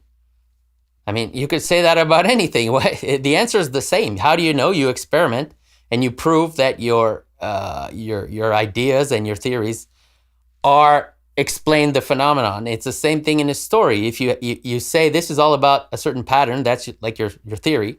Well, I can prove it to you. I'll read the story and I'll show you that it's always an expression of this pattern. So you prove it in exactly the same way as science proves its theories. You can also prove it the same way that Kierkegaard and the existentialists insisted. And I would say this is basically an act of faith, which is you can take the pattern and you can act it out in the world. You can use it to govern your perceptions and to rule your actions, and then you can see what happens in your life. And I think a lot of the injunction in the Bible in relationship to faith isn't the command to accept a certain description of reality at the propositional level, but to act in accordance with this divine cosmology, and then to see the manifestation of that. That's the fruits, right, by which the tree is known, to see the manifestation of that decision to act and perceive in that manner in the world. And that is a fundamental test, and I do think that's something that has to be done at the level of the individual. That's definitely something that Kierkegaard stressed immensely, and that people like Solzhenitsyn and Jung and Dostoevsky, for that matter, also insisted upon. Not that there's not a communal element, right? Because we need to strive to do that together, to manifest our individual responsibility. But fundamentally, the test is pragmatic and almost like an engineering test, which is take the story, act it out, and stress test it. See if it helps you overcome the insuperable obstacle, and see if it protects you from nihilism and despair, and see if it orients you properly in relationship to yourself and other people, and see what it does with your relationship with women and with children and with your parents. And you can test the story that way. And as far as I can tell, the Bible is the compilation of stories that have been tested in that way. Yes, exactly. Yes, you can test it within the text to know if your interpretation of the text makes sense within the text. And like you said, that's even a higher level, I would say. You could test it with reality, and then it's another story. And if you know the Bible very well and you understand the stories, you might start to discover that the patterns that are described in the Bible are also happening to you all the time, whether you want it or not, by the way. Yes, well, this is something Jung pointed out. He said, look, whether you know it or not, you're in the grips of a myth. And he meant a story. And you better figure out what the myth is, because it might not have the ending you want. And I read that and I was quite convinced by that, because I'd started to understand, that was years ago, decades ago, I'd started to understand that the reason that we're attracted to stories is because a story is a description of the pattern through which we view the world and the pattern that we enact in the world. And we value stories because we want interpretive patterns to make sense out of the complexity of things. And then the question is, well, what story are you acting out? And the premature neo-Marxist rejoinder to that is, well, we're all acting out a story of power and domination. And I think that's preposterous. We act out a story of power and domination when the proper story is corrupted and demented. So if your relationship with your wife is governed by power and authority, then you have a pretty appalling marriage. And if all you do is dominate and tyrannize your children, well, good luck with that. And if you bring the same attitude towards your friendships and your business relationships, you're not going to have any friends. You might have cronies or bully henchmen, and you're certainly not going to be successful in any voluntary business arrangement. So there's a different ethic that governs our perception and our actions, and it is oriented towards this higher spiritual realm that you laid out conceptually, and that's detailed out as a characterization of the spirit that we should mimic in the biblical corpus. I think that's all become quite clear on the cutting edge of cognitive science, let's say. Yeah, you can't. Part of the narratives of the Bible is to move from a state of competition, where it's just raw competition. I think kind of what you were describing here with just imposition of power. So there's the realm of competition, and that's symbolized by a cycle. And then it might look like a fun thing to be in the realm of competition, but it's not, because you always end up, sometimes you're on top, sometimes you're at the bottom, and it's a painful experience, right? So what you want is to have a solution to that competition at one point. So a lot of the stories in the Bible of competing brothers are about exactly that. So Jacob and Esau, and Right? It's zero-sum competition. Because you do have a competitive relationship in some sense between Adam and Eve, because there's an adversarial relationship there, though, that's bound in a higher order. It's not competition over a finite set of limited resources. Yeah, and that there's a name for that in the, let's say, the Jewish cosmology or biblical cosmology. There's the concept that there's a difference between what's called an outer cycle and an inner cycle. An outer cycle is when you're in competition, like a war. That's an outer cycle. And then an inner cycle is a contained competition, usually made for selection, and not always. There's other reasons for it. And the contained competition is what you want. It's basically what I was talking about, the role of Eve.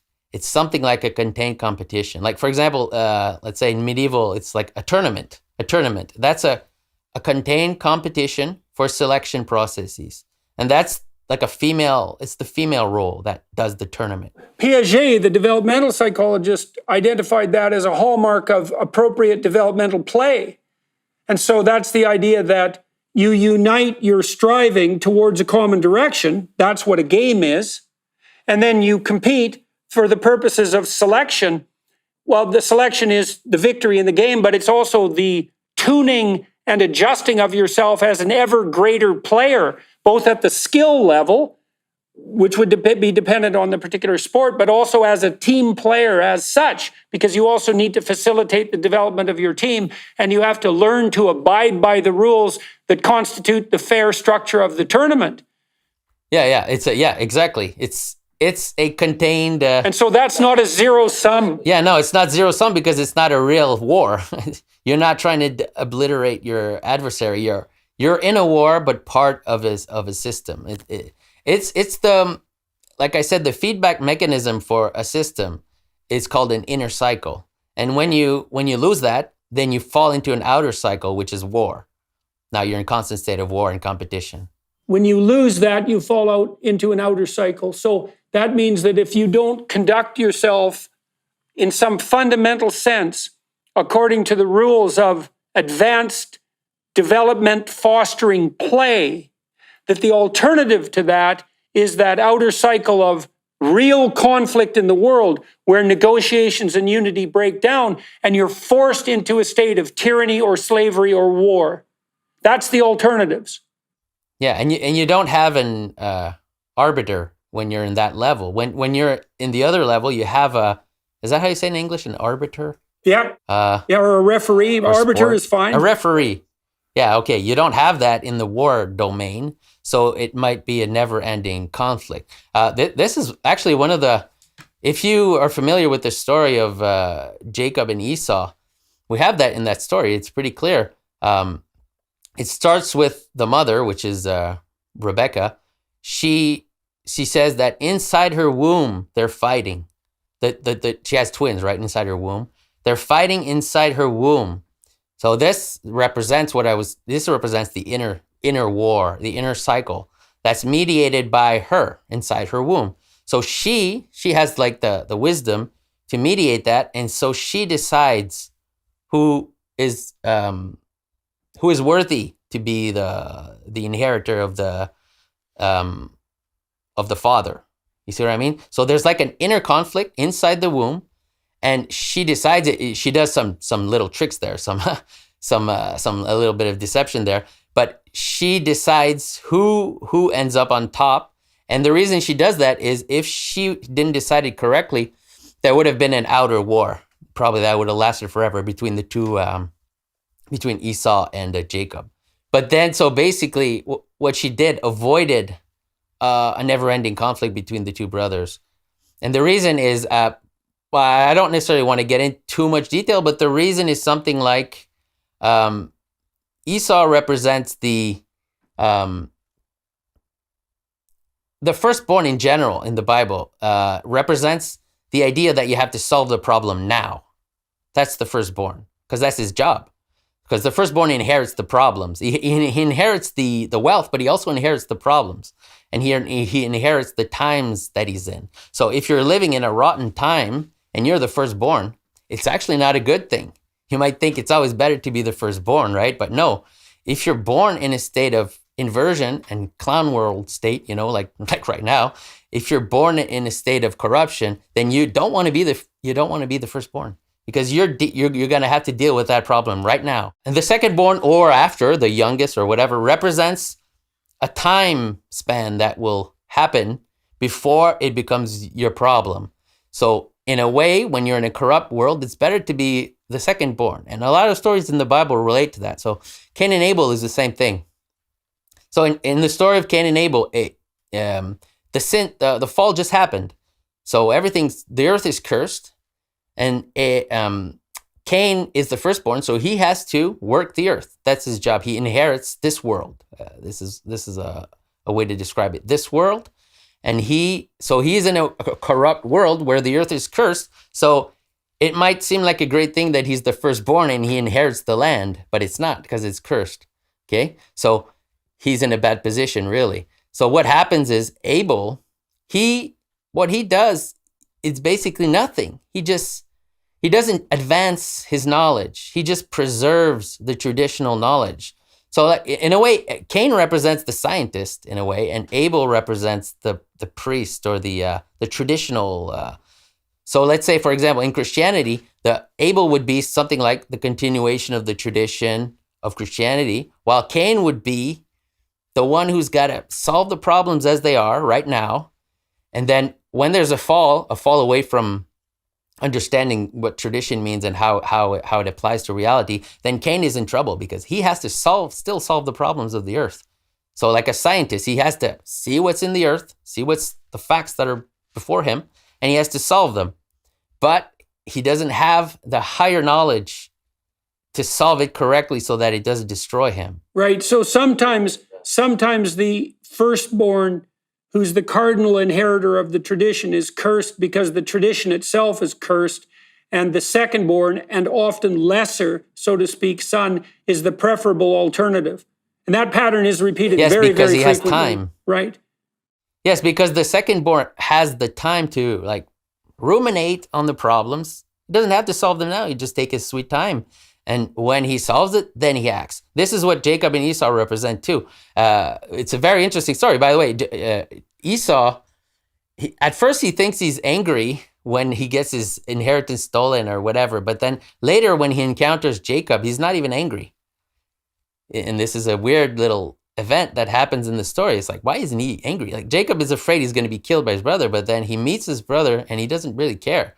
And the reason is because he gets the land right away, and that's what he wants.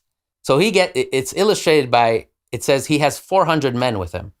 Okay, the 400 men represent the land, let's say, the potential of the land. He gets them right away. And Jacob, he doesn't get 400 men that follow him. He gets 400 years of exile. Okay, so the 400 years of exile is the time needed for the rumination to solve the problem correctly and slowly and patiently instead of rushing into it. It's a solution to not eating the tree of the knowledge of good and evil. You need to wait for the solution and then you can do something. So in certain cases, it's better to be the secondborn, that you can wait, take your sweet time. You don't have the responsibility of solving the problems of the land. And the other guys has a harder job. Well, right. And there's an injunction there to the kind of patience that also enables you to allow the solution to present itself instead of assuming that you're the man to take on that particular dragon right here and now in the way that you think is fit. Yes, and that's the burden of the firstborn. That's the burden of the firstborn. He has to do it now. It's his job. Is it also relevant that Jacob is the person who becomes Israel, that becomes the person who's wrestling with God? I mean, if your interpretation, if I riff on your interpretation, it's something like the firstborn is the inheritor of the proper tradition. But Jacob is someone who's wrestling actively with God. He's engaged in the process of trying to come to grips with what's meet and right and to put that whole hierarchy in order. and maybe his mother prefers him because he has that spirit of active engagement rather than the imposition of traditional, what would you say, traditional values? No, I don't think so. I think it's the other way around. I think Esau is trying to impose, not necessarily tradition, he's just trying to solve the problems that present himself to him in the land where he's in, which is Canaan, right? And the problems are huge when he gets there, because there's enemies everywhere, right? He's in a strange land. So he's supposed to inherit the land right now. But this is a big job. He's alone against a sea of adversaries. You know, the land is cursed, the land is corrupt. So what does he do? He hires, it doesn't say he hires them, but he gets 400 men to follow him. But the idea is that these aren't reputable men, you know, they're like mercenaries or something like that. That's the general idea. It's not a well-chosen 400 men to follow him. While Jacob, he has the advantage of being forced, in fact, to wait. What is he waiting for? He's waiting for the problems to resolve in an easier way, and then maybe he can intervene at one point later. Well, 400 years later, according to that story. But the wrestling thing is a kind of a difficult to explain. I can explain just a little bit. Maybe you might find it interesting. What happens when he wrestles the angel is the angel strikes his leg, curses his leg, it says, or plagues his leg. And then what happens after that? It says, now he is limp. He limps, right? Because his leg has been hit by the wrestling. So again, the word for limp here is the same word that it's used to say that Eve was taken from the side of Adam. It's the word side. So he limps means that one of his side is not functional. It's limping. It represents Eve, okay? Does it also represent this small death that's an antithesis to a great death? Yes. Okay. Yes. And what happens because he's plagued in his leg? This looks like a bad thing, right? It looks like a curse. But because he's limping, he can only go slowly now. He only walks slowly. And this is what happened. He meets Esau, and Esau is like, let's do our journey together. Because Esau thinks he's got it figured out. He's got 400 men behind him. He thinks he's the best, right? He thinks he's got it figured out. He's a tough guy now. But Jacob is like, oh, sorry, I can't follow you. I'm limping. You know, I'm going to go at the speed of the children in the flock. That's what he says. What does that mean? It means I'm forced now, because I wrestled with the angel. This has forced me to take my time, to go slowly, because one of my legs has been cursed. But now it's a bad thing that turns into a good thing, because he has to go extremely slowly. And he has to take care of everyone while doing so. Yes, and he has to wait for a right time to solve the problem, when he's able to solve the problem. And this represents the 400 years of exile that he has to go to, in a sense. One of his legs is injured. And that represents the time also that he has to go into exile. And see, it says in the story, when he gets his leg injured, it says, to this day, the children of Israel don't eat from the sinew of basically the place where he was hit, where he was cursed. See, what that means is it's the equivalent of saying, we're not eating from that part that we can't handle. The part that we can't handle right now, we're not going to eat that. That's like saying we're not going to eat from the tree of the knowledge of good and evil right away. That means you pick a monster that's the right size for you, and you do that judiciously and with great care. And that makes real sense to me, and increasing sense. We talked at the beginning, before we entered this conversation, that we were also going to discuss some of the things that you're working on now. And so what are you working on next? Well, actually, since we didn't really control the conversation, as what always happens in a conversation, I guess, I kind of started talking about what I was working on. I guess that's what's in my mind right now, so he comes out. So what I'm working on basically is my first book. I wrote it from a really, we can say, male perspective, I guess, like logocentric perspective, because that's totally lost anyway. It has to be not dealt with in a negative way, but we have to understand this because it's been lost. But then since then, I've had time to try to look at it from, let's say, Eve's perspective, or the female perspective in the Bible, which is something that feminists do, actually. And this is when I was in university, I studied religious science, and I had this strange interactions with the Department of Religious Studies, because I realized it was let's say, taken over by feminists. It was totally taken over by feminists, and that kind of put me off, right? Because I wasn't looking to become a feminist or anything like that. So I wanted to learn about the Bible. I didn't want to become a feminist. So that's one of the reasons why I sort of quit that academic world, and I just decided I was going to do it on my own, which is what I did. And that's basically, we could say, the story of my first book. I kind of steered away from academia, and I decided, okay, I'm going to just focus on this myself. But now, since then, since I've written my first book, I've had the chance to try to look at it from another perspective. And I really have been doing that. And I've been trying to look at it from Eve's perspective. And I've shared a little bit of what I've discovered in our conversation about Eve listening to the snake and what that means. So again, it has a lot of implications, and all the story. Basically, I'm interested in the feminine roles in the stories of the Bible, because I think it's something that's very misunderstood. How far are you through your next book then? I'm still in the planning stage, just figuring out what I'm going to talk about. Right. Well, I got to say, I'm very much looking forward to it, and maybe if you would find it useful to have discussions along that dimension as you're moving forward through the book, I'd be more than happy to do that. I think it'd be very interesting to see how you would approach the problem of the feminine. I mean, my wife and I have been talking about that an awful lot. We're trying to puzzle through, as we tour around the world and talk to people, we're trying to puzzle out the role she plays in relationship to what I'm doing and what we're both doing in our lives, and exactly what that role should be, and then how to formalize that and conceptualize that and to communicate it.